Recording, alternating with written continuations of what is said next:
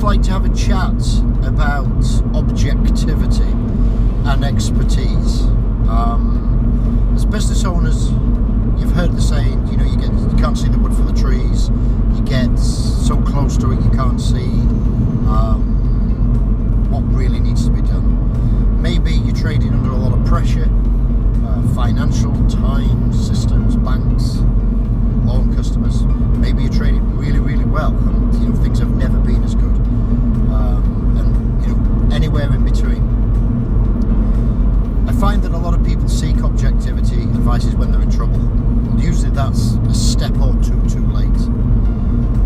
Taking objective advice from experienced people who's worked in business, run businesses, grown them, sold them, franchised them, funded them, and still continue to invest and grow with them, I think is an invaluable tool.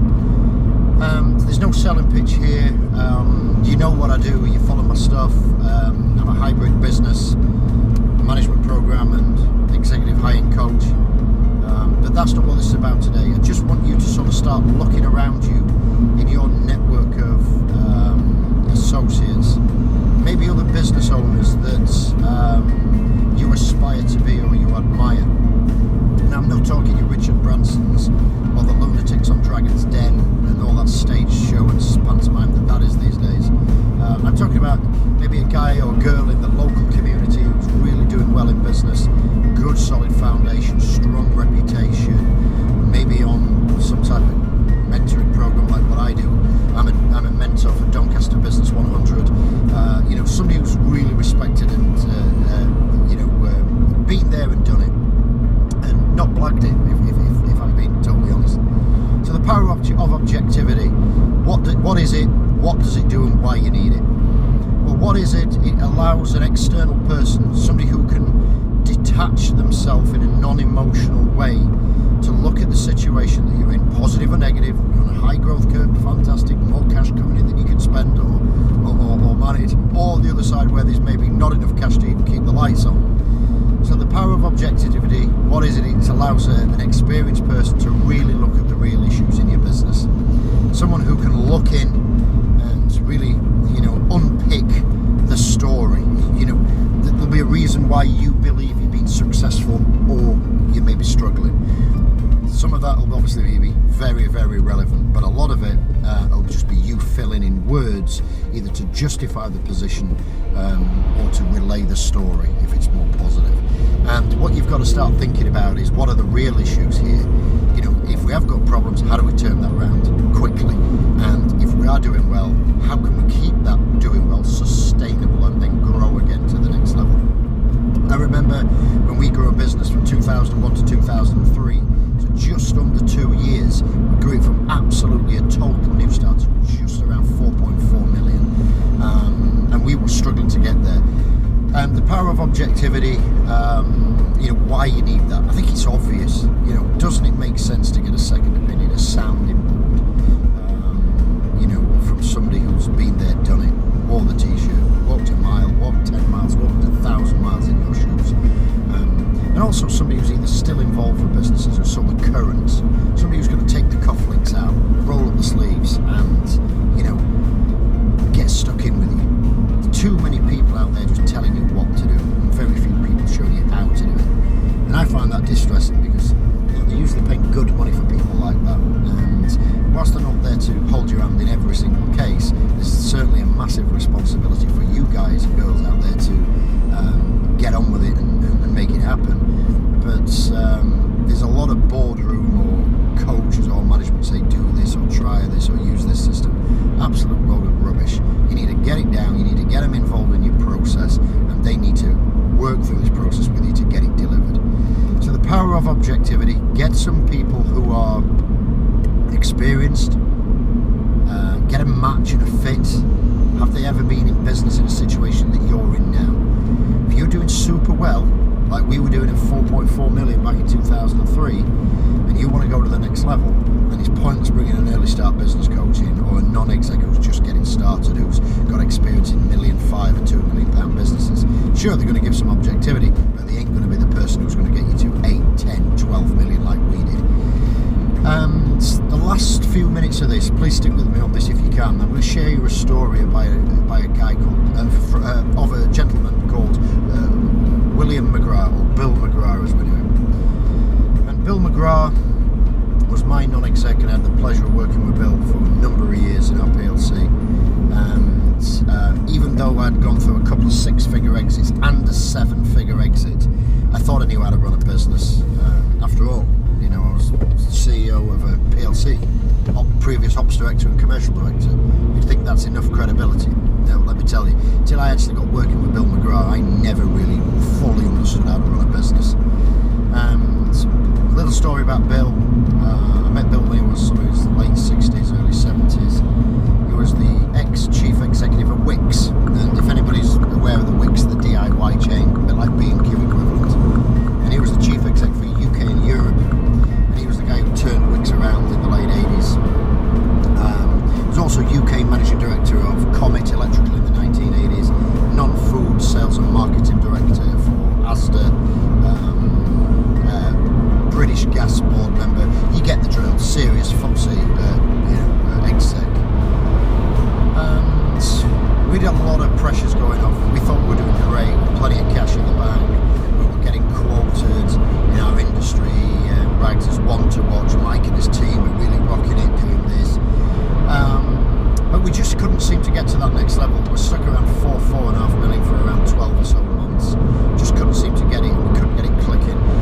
And funny enough, the funny story is we used to park as overspill cars in Bill's car park. He used to own the building that we owned at Silver Park in Wakefield, outside of us. And when we were short space, we used to park in there. And Bill was trying to rent his building out, and he complained to us because it was affecting him letting, because the tenant who was coming down didn't think there was any car parking spaces, when actually he'd got about 30 spaces and we were just using half of them. So he wrote me a letter and said, look, this is the situation, can you stop doing it? Really polite. So I could have reacted to that and sent him a nasty letter back or been aggressive, but I thought, I'm going to pick up the phone to this guy. I didn't know who he was at this stage. He was just the landlord next door. And we really got well on the phone. Bill appreciated me picking up the call. And he came down, next time I was on site at Silver Park. We had a meeting, and I was just absolutely blown away by this guy's professionalism. We had a fairly complex business model. We've got recurring models, we've got future incomes, we had to defer revenues for residual values on the books, we've got franchise models, we've got all sorts of stuff going on in the business. So not a straightforward business. And within 20 minutes, and I mean literally 20 minutes, for something that the banks never got to understand in 4 years, Bill McGraw had got our business model worked out in 20 minutes. Okay, it might have been a pencil sketch, but it got it. And that was the thing that stood out to me. For something that's so complex, of different revenue streams, different affiliate franchise models, how can this guy get that? So for the next few months, we'd sort of try to help and cajole and convince Bill to come and work with us. Of course, he was retired, he was running a bit of a property portfolio, and we managed to convince Bill to come in, and it was more of that he wanted to come in. I think it was more a bit of a timing of other commitments he'd got. And we started working together, and we enjoyed such a fabulous relationship. The objectivity, the board meetings became more structured, the advice became invaluable, and I still today, back in 2017, if this is a time-lapse video where you're looking at this maybe years later, this is 2017, I still have all the notes from all the meetings, and there's not a month goes by that I don't transfer some of that into my journal and look at it. And what's the outcome? Well, Bill getting involved, he helped us develop his franchise model even better. He helped us to raise venture capital, and our business grew to over £12 million. Now, I put the entire business growth down to my team's commitment and effort, but we would never have been able to do it without having Bill McGraw. Bill's sadly no longer with us. We lost Bill a few years ago, 2011, I believe. And I always remember, when we went to his funeral, and the amount of respect that people had from all walks of life, the big businesses who were putting, lovely statements and comments about Bill, his family, tremendous. And we'd got a friend for life there with Bill, not only a business colleague, but a friend for life. So no real pitch here, just sharing me my thoughts and the appreciation that I've had for Bill McGraw and how he helped me become a better businessman, how he came in, helped me develop my entrepreneurial spark, but in a controlled manner that's not reckless. And working and running businesses is a strong discipline, and if you don't have that objective input, find that you can get tons and tons of non-executive directors. Visit some place like nonexecdirectors.com, see me on there as well, but because it's not a pitch. But just make sure that whatever you do, guys, don't ever give a non-executive director equity. The reason why they lose their objectivity. As soon as you get them involved with the business on an ownership level, they'll lose their objectivity. The dynamic changes. So by all means, reward them as percentages of performance or uplifted gross margin or net margin, or whichever model you're running. But make sure you don't give equity to advisors and non-execs if you want to keep that objective and invaluable advice. So for all you business owners, I admire you. I respect you. You're doing an awesome job out there. I understand sometimes how difficult it is keeping it up if you're absolutely flying. You do 4 million this year, then the expectancy is you need to do 6 million the year after or whatever. And if you're struggling, I understand that you might be funding the business on personal credit card or whatever. Been there, done that. Again, like I said, but I admire you. Keep it going, but go and find some objective advice. If you can't afford that, get together as a mastermind. For those who know me and follow my stuff, they know I'm the biggest advocate in the world for Think and Grow Rich. Changed my life at 21, 25, 26 years ago. There's a section in the 13 principles there called the power of the mastermind. Get in a mastermind group where you can bounce your ideas off, get input from other people who you respect, and you'll be surprised how much your business dynamic can change, how much your decision-making process will change, and hopefully your bottom line will either improve or will grow even stronger. So it's Mike Midgley signing off from the Success Hub.